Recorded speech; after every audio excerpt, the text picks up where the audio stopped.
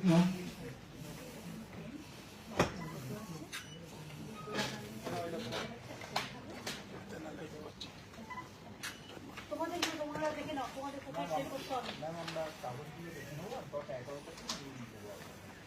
বসে আছি, আমি 11টা ঘুরেই করবো, আমি 3 মিনিট আগে এসেছি।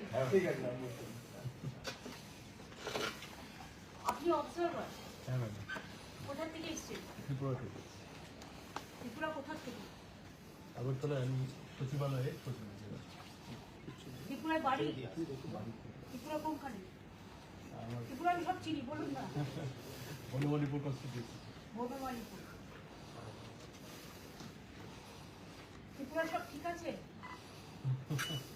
মোটামুটি।